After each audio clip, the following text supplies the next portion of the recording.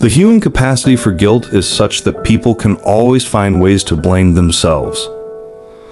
Thus, in a sense, we are all doomed, even if we stay away from black holes. The increase of disorder or entropy is what distinguishes the past from the future, giving a direction to time. We each exist for but a short time, and in that time explore but a small part of a whole universe. I regard the brain as a computer which will stop working when its components fail. There is no heaven or afterlife for broken-down computers.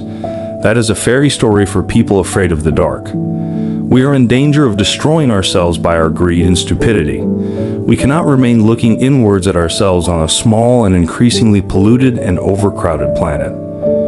If the government is covering up knowledge of aliens, they are doing a better job of it than they do at anything else. The universe does not behave according to our preconceived ideas. It continues to surprise us. The whole history of science has been the gradual realization that events do not happen in an arbitrary manner, but that they reflect a certain underlying order, which may or may not be divinely inspired. People won't have time for you if you are always angry or complaining. What you have told us is rubbish. The world is really a flat plate supported on the back of a giant tortoise. There could be whole antiworlds and anti-people made out of antiparticles. However, if you meet your anti-self, don't shake hands. You would both vanish in a great flash of light. However bad life may seem, there is always something you can do and succeed at. Where there's life, there's hope.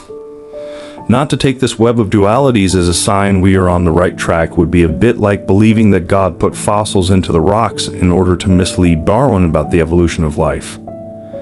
There is no way that we can predict the weather 6 months ahead beyond giving the seasonal average. It's the gravity that shapes the large-scale structure of the universe, even though it is the weakest of 4 categories of forces.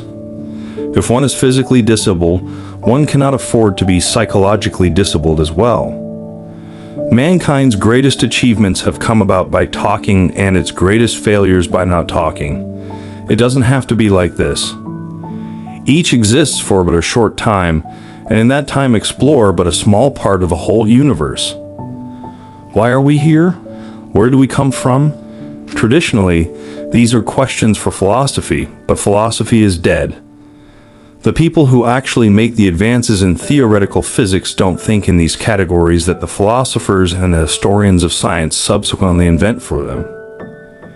If you understand how the universe operates, you control it in a way. It is said that there's no such thing as a free lunch, but the universe is the ultimate free lunch. The computer in your cell phone today is 1,000,000 times cheaper and 1,000 times more powerful and about 100,000 times smaller than the one computer at MIT in 1965. We now know that our galaxy is only one of some 100,000 million that can be seen using modern telescopes, each galaxy itself containing some 100,000 million stars. This means it will take about 1,000 million years for the Earth to run into the Sun, so there's no immediate cause for worry.